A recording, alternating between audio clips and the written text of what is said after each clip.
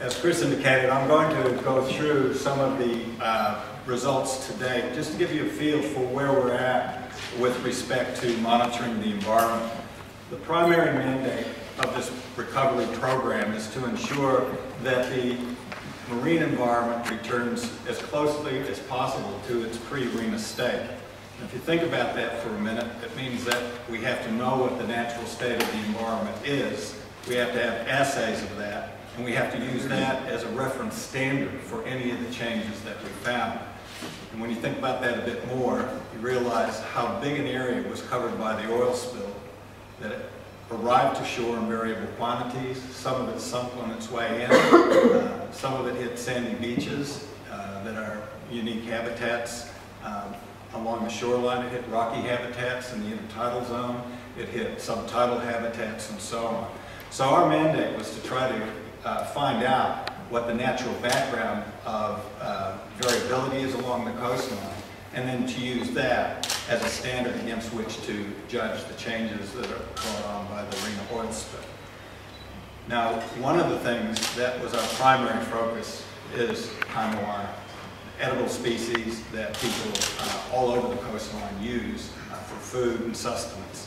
And we targeted some of these species in particular, and those were the shellfish species that were resident in the sands of the beaches that were covered by the oil, because we felt that those were probably the ones that were going to be most affected.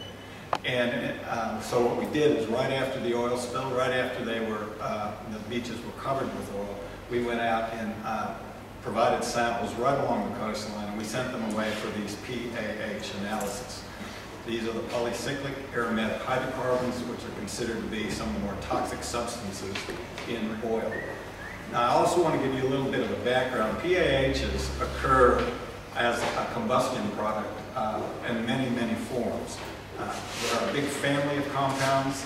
They have parent molecules and subsidiary molecules.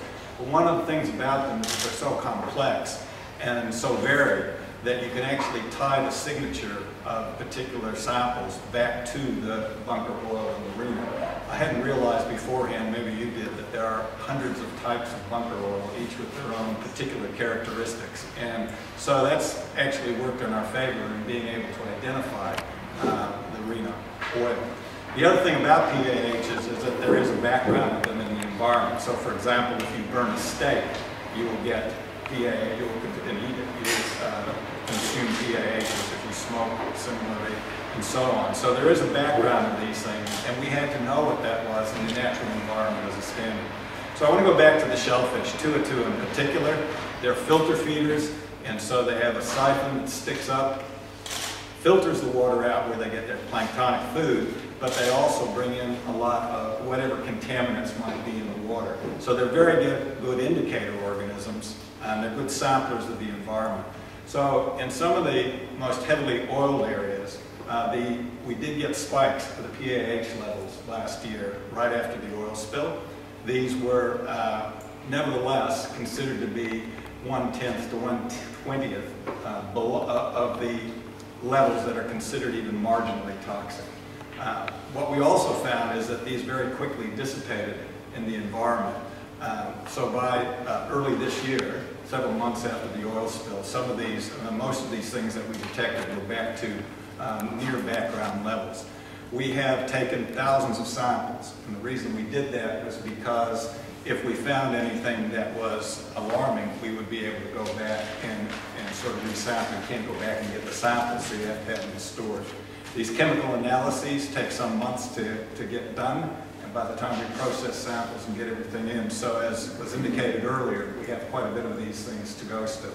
So the story on the PAHs so far is they seem to have gone down remarkably in all of the areas that we've looked at and all of the species that we've looked at. And to date, we've seen nothing that has alarmed us, with the caveat that we still have a lot more samples to do.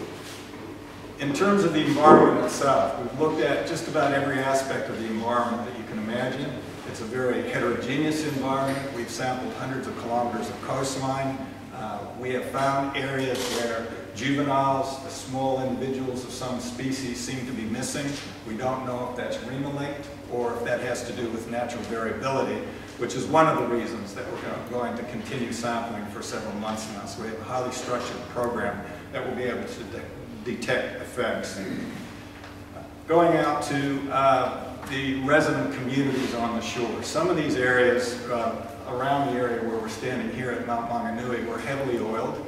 The shores were heavily oiled, but there was a remarkable effort in cleaning the oil off of the rocks. So one of the things that we were surprised to see was that over a period of several months, most of the oil has actually disappeared and all its traces from the rocks. And those of you that have seen pictures of oil spills from overseas will know that that's not the case in most instances. Oil is very persistent in most areas. We did a remarkable job in getting it off the rock. There is also oil effect that is seen on some of the resident communities, the mussel beds and so on, that were directly impacted by oil. There was increased mortality of some of these organisms that died off, and we're following those through time to see how they recover, and that's part of the ongoing program. It was mentioned earlier that Astrolabe Reef may still have some problems.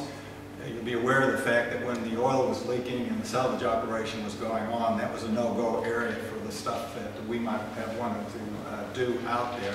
Now that this has changed the phase to a deconstructive phase of the vessel itself, we'll have greater access to that and more sampling there.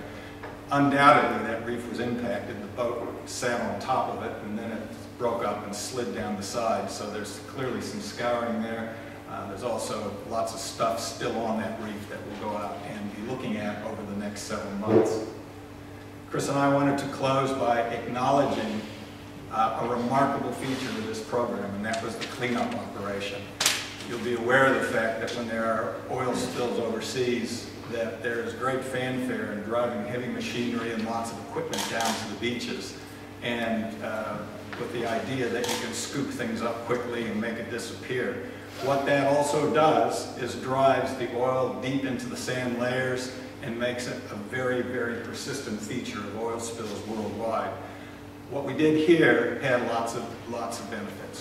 One of the things is that it involved many, many citizens, local populace, iwi, volunteers from all over the country that were as outraged as we were by the oil spill, but wanted to do something to help, and that made a huge difference. So those iconic pictures we have of people in little white throwaway suits running along with shovels, scooping things into buckets wasn't just the unique Kiwi way of doing things. It turned out to be really good for cultural buy-in, for societal values, but in terms of the environment, in retrospect, it turned out to be the best possible thing we could do. So I think there are a lot of lessons from this and a lot of things that can be used elsewhere as models for how to deal with this sort of a disaster in the future.